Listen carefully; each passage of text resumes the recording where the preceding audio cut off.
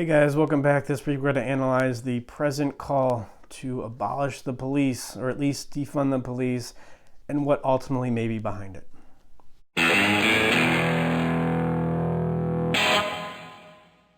Well, the George Floyd protests have a more definite message now, and one part of that message is to abolish the police, or at least defund the police. And look, I don't want to get political here. I know people say that right before they get maybe too political, but in general, I agree with this. I mean, I think that the militarization of the police is an issue. The police have gained too much power. I don't know if defunding the police or abolishing the police is the right thing to do. It's like when people think that big corporations are a problem and big corporations are inherently corrupt. Well, no, a large corporation doesn't necessarily lead to more corruption.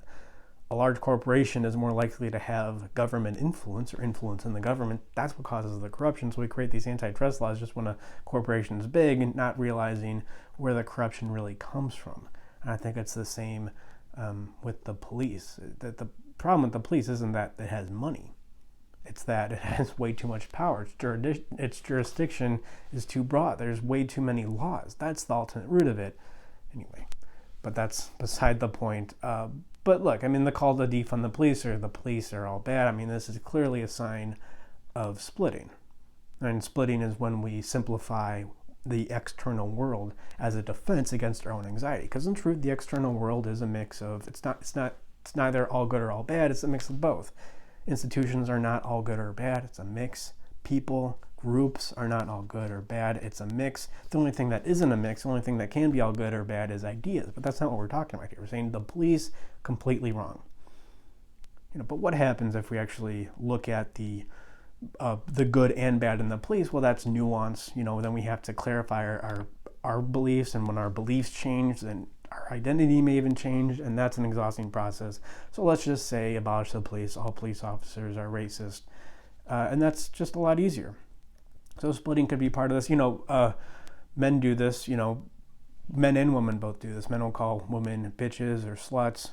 Like, I just don't want to deal with that area. Dealing with that area has been just too complicated up until now. It's really triggered issues that I have, so I just don't want to do it. And men and women, of course, will say that all men are jerks. I mean, which is maybe true. We are jerks. I know I'm a jerk, but I'm other things too. But just calling men jerks, it simplifies the process. You don't need to challenge yourself. You can, in a sense, cut that thing off.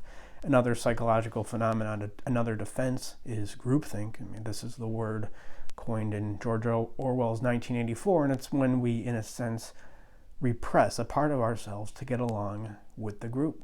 Being around people, it is anxiety reducing. It is a benzodiazepine, simply being around people. So if we need to repress part of ourselves to do it, then we will, because it can feel good in the moment. But of course, the first groupthink that happens is with ourselves. We first repress who we are to get along with ourselves, to be a, quote, good person, to be what a good person should be. And then once we do that, we can't validate ourselves, which is really what groupthink comes down to. You can't validate yourself, so you need to be part of a group that implicitly validates you. And I know fathers have been criticized. The reason these kids are protesting and rioting is not enough father figures, which I think is true. Nobody to gently perhaps introduce them to the word no. But what's the corollary of no fathers? Is no mothers. Or maybe the mother's there more often. She's more physically present, but emotionally she can't be as present. And this is where you get our first validation from, making it easier to do it later on in life. Not that we can't do it later on in life. Once we look at our emotions for what they really are and manage them properly, then we can do it later in life. We can, mother ourselves. But also, no fathers. Yeah, maybe there's no mothers. So splitting, groupthink, I think these are both part of what's going on with these riots, especially the call to abolish the police. But I think there may be something else going on, something a little bit more innocent, and something that is portrayed well in a certain Star Trek episode, Return of the Archons. In this episode, Captain Kirk and his crew go to a planet that is run by a computer. So how would a computer, if it didn't really understand human nature, how would a computer run a planet? Or if it wanted to instill law and order, if it wanted to create a safe society, what would a computer do? It would remove human thought, feeling, emotion, reason, creativity. It would, in a sense, take away the human spirit. That's what this computer does. But what the computer cannot account for is that there is this part of us in humanity that needs to connect, that needs to reach out and be part of other people. What comes from, having emotion, having reason, creativity, reaching out, connecting, you can take that away, but in Return of the Archons, the people of this planet, every 12 hours, from 6 p.m. to 6 a.m. every day, for half the day, everybody's calm and cool and collected and really nice and pleasant, too pleasant, like culty pleasant. Are you of the body, right? If you've seen it. But from 6 p.m. to 6 a.m., they just completely freak out, wreak havoc. There's this thing called a festival, and mayhem ensues. And I think that may be, in part, what's going on with these protests. I think it's also a theme in WALL-E, a movie which I've never really, I've tried to watch it. I can't really make it all the way through because there's just no words. Sorry, I need words to understand what's going on. Yeah, I know, I'm weird. But I think in WALL-E, they act out in a different way, right? Instead of freaking out outside of them, they freak out internally by overeating, being on screens all the time, right? Symbolically disconnected from the earth, from the unconscious. And I think that could just be what's going on with these protesters, with these rioters. What's the average age of these guys? 19 and a half. What are most 19 and a half year olds need to do? They need to be out, they need to be around others. So why we have freaking music festivals, however silly those may be to us old guys. I think just kids need to be out and around each other. Spring break, we took that away, and we even took college away. College makes a lot more sense when you look at it as a mating ritual for nerds. Like the salmons of Capistrano, right? We need to, there's just this impulse, especially in young people, to be around each other, and we took that away. And so, they're just reacting. It's maybe it's not so irrational, right? Maybe we're just can't keep people in for so long. They just react like this. And, it's easy to look at the calls to defund or abolish the police and say, oh, this is terrible.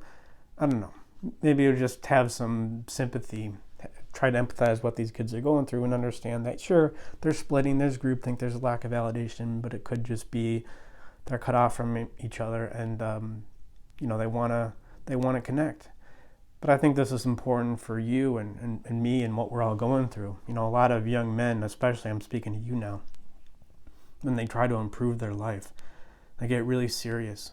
They read Stoicism and they they learn about controlling their thoughts and, going in monk mode and even MGTOW. And if you have friends who play too many video games or they smoke too much pot or they party too much, you just cut them off. Don't talk to them. Don't try to connect with them. Be like the people on the planet in Return of the Archons and just cut them off. Cut yourself off from them.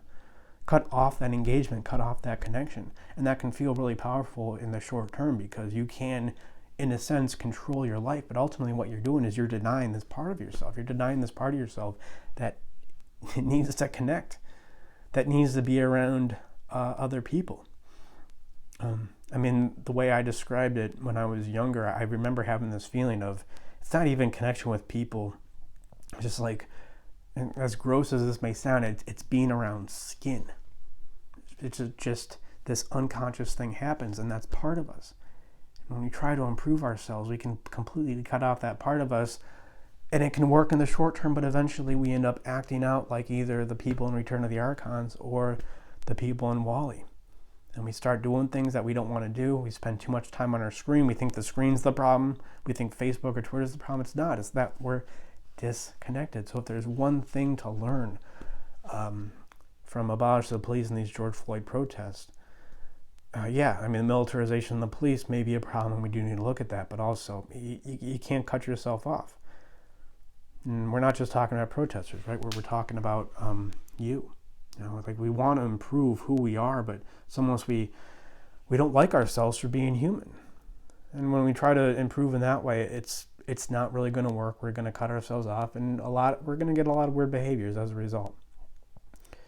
The unconscious, right? That's what you need to connect with first, and that's what we do here at Animus. We have a definite way for connecting with your unconscious, connecting with other people, or connecting with other people as a vehicle for connecting with your unconscious. I have a process that shows you exactly how to do it. Doesn't mean that it's easy, but we can at least make it more simple. So we can let you know exactly what to focus on to be part of this process. So you can connect with yourself and connect with others without splitting or, of course, submitting to groupthink. AnimusEmpire.com/schedule. We do free 30-minute consultations. And I'll leave it there. Thank you guys. Like and subscribe. Tell one friend. And always remember that if you want to improve who you are, you first need to learn and accept what you are.